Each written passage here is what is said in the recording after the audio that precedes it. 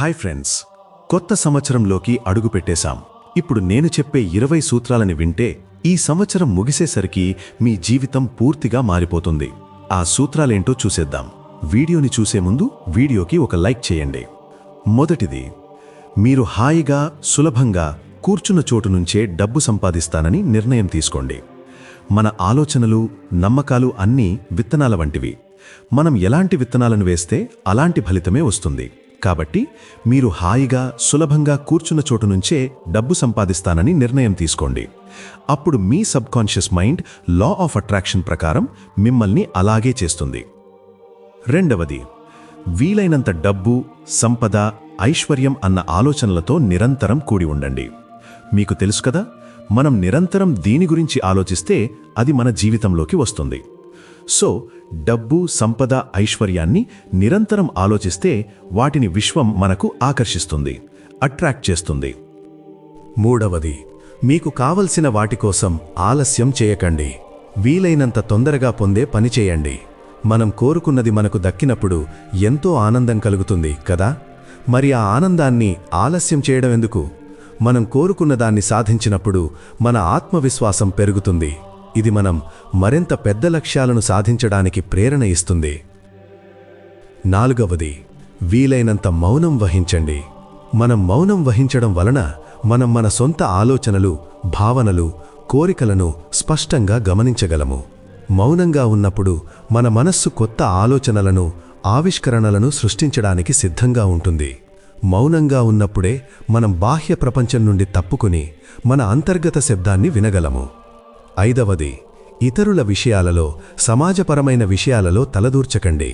ఇతరుల విషయాలలో ఎక్కువ శ్రద్ధ చూపడం వలన అది మనకే ఎక్కువ ఒత్తిడిని కలిగిస్తుంది. మన జీవితంపై దృష్టి పెట్టడానికి అది అడ్డుపడుతుంది. ఇతరుల విషయాలలో తలదూర్చడం వల్ల మన సమయం వృధా అవుతుంది. అంతేకాకుండా మన సబ్కాన్షియస్ మైండ్ కూడా డిస్టర్బ్ అవుతుంది.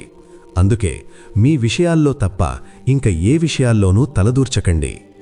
ఆరవది, కుటుంబ సభ్యుల పట్ల, బంధువుల పట్ల, స్నేహితుల పట్ల అతిగా ప్రేమను వ్యక్తపరచకండి. అతిగా ప్రేమను వ్యక్తపరచడం వల్ల మనం వారి నుండి అదే స్థాయిలో ప్రేమను ఆశించడం మొదలుపెడతాము. కానీ ప్రతి ఒక్కరూ తమ భావాలను అదే విధంగా వ్యక్తపరచలేరు. దీనివల్ల మనం నిరాశకు గురి కావచ్చు. మీరు ఎల్లప్పుడూ ఇతరుల కోసం బ్రతికే ప్రయత్నం చేస్తే మీ సొంత లక్ష్యాలు మరియు ఆశయాలను మర్చిపోవచ్చు. ఇది మీ వ్యక్తిగత అభివృద్ధికి ఆటంకం కలిగిస్తుంది. ఏడవది, మిమ్మల్ని మీరు అమితంగా ప్రేమించుకోండి. మిమ్మల్ని మీరు అద్దం ముందు నిల్చొని పొగుడుకోండి. ఇలా చేయడం వలన ఆత్మవిశ్వాసం పెరుగుతుంది. మనల్ని మనం ప్రేమించినప్పుడు మన సామర్థ్యంపై విశ్వాసం పెరుగుతుంది. ఇది మన జీవితంలో ఎదుర్కొనే సవాళ్లను ఎదుర్కోవడానికి సహాయపడుతుంది. అంతేకాక సంతోషం పెరుగుతుంది. మనం సంతోషంగా ఉన్నప్పుడు మన చుట్టూ ఉన్న ప్రపంచాన్ని కూడా సంతోషంగా చూస్తాము. ఇంకా సృజనాత్మకత పెరుగుతుంది. ఇతరులతో మంచి సంబంధాలు ఏర్పడతాయి. ఎనిమిదవది, ఇతరులకు డబ్బు ఇవ్వకండి. అవసరమైతే వీలైనంత దానాలు చేయండి. కొంతమంది వ్యక్తులకు అవసరం లేకున్నా డబ్బు కావాలని అడుగుతారు. అలాంటి వారికి డబ్బు ఇవ్వడం వల్ల మనం మోసపోయే అవకాశముంది. అవసరమున్న వారికి డబ్బు ఇచ్చినా కూడా వాళ్ళు మాట ఇచ్చిన సమయానికి మనకి డబ్బులు ఇవ్వకపోతే మనం బాధపడతాం. సో మీ డబ్బులు మీరే ఉంచుకోండి. ఇతరులు అడిగితే ఇప్పుడే వేరే వాళ్ళకిచ్చేశాను అని చెప్పండి. 9, ఇతరులను విమర్శించకండి. ఇతరుల విమర్శలను పట్టించుకోకండి. విమర్శలు ఇతరుల మనోభావాలను దెబ్బతీస్తాయి, సంబంధాలను చెడగొడతాయి. ఒకసారి అన్నమాటను తిరిగి తీసుకోలేము. ఇతరులను విమర్శించడం వల్ల మనల్ని మనం ఉన్నతంగా భావించుకోవచ్చు. కానీ ఇది మన అహంకారాన్ని పెంచుతుంది. మనం అసలైన వ్యక్తిగా ఉండకుండా చేస్తుంది. అలాగే మనం ఇతరుల విమర్శల గురించి ఎక్కువగా ఆలోచించినా కూడా మనం మన లక్ష్యాలను చేరుకోవడం కష్టమవుతుంది. సో చెవిటి కప్పలా ఉండండి. 10వది, మిమ్మల్ని పొగిలేవారిని దూరంగా ఉంచండి. విమర్శించేవారికి నమస్కరించండి. పొగడ్త మన ఆత్మస్థైర్యాన్ని పెంచుతుంది. కానీ అతిగా పొగడ్తలందుకుంటే అది అహంకారానికి దారితీయవచ్చు. విమర్శ మనల్ని మెరుగుపరచడానికి సహాయపడుతుంది. అందుకే విమర్శించే వారిని నమస్కరించండి. అలా అని విమర్శకు గురయ్యే పనులు చేయకండి. 11, వీలైనంత ఒంటరిగా ఉండండి. మీకై మీరు స్వేచ్ఛగా ఉండండి. ఏకాంతంగా ఉండటం వల్ల బయట ప్రపంచం నుండి వచ్చే శబ్దాలు, ఆలోచనలు మరియు భావోద్వేగాల నుంచి దూరంగా ఉండి మనలో మనం లోతుగా వెళ్ళి మన నిజమైన స్వభావాన్ని అర్థం చేసుకోవడానికి అవకాశం లభిస్తుంది. ఏకాంతంగా ఉండటం వల్ల మనం మరింత సృజనాత్మకంగా ఆలోచించగలుగుతాము. 12వది, మీరు చేసే పనుల గురించి ఎవరి వద్దా చర్చించకండి. చర్చిస్తే మీ వ్యక్తిగత విషయాలు బయటపడే ప్రమాదం ఉంటుంది. మీ మాటలను వక్రీకరించి మీ వ్యతిరేకంగా ఉపయోగించుకోవచ్చు. మీ మనసులోని భయాలు, ఆందోళనలు బయటపడడం వల్ల మరింత ఆందోళన చెందవచ్చు. అందుకే మీరు మౌనం వహించాలి. 13వది, ఎలాంటి భయాలను దరిచేరనివ్వకండి. వీలైనంత ఖర్చు పెడుతూనే ఉండండి. మార్పు అనేది జీవితంలో ఒక స్థిరమైన విషయం. మార్పుకు భయపడి మనం ఎప్పుడూ ఒకే చోట ఉండిపోతే అభివృద్ధి చెందే అవకాశం ఉండదు. కాబట్టి భయపడకూడదు. మనం సంతోషంగా ఎంత ఖర్చు పెడితే అంతకు మించి మనకు డబ్బు లభిస్తుంది. 14వది, అప్పు చేయడం, అప్పు ఇవ్వడం, ఇతరులు అడిగే సంస్కృతి నుండి ముందుగా బయటపడండి. అప్పుల భారం మనల్ని నిరంతరం ఒత్తిడికి గురిచేస్తుంది. మన ఆదాయం మొత్తాన్ని అప్పులు తీర్చడానికి ఖర్చు చేయవలసి వస్తుంది. కాబట్టి అప్పు తీసుకుని అవసరానికి వాడుకోవడం బదులుగా మరింత ఆదాయాన్ని సృష్టించుకోవడంపై దృష్టి పెట్టాలి.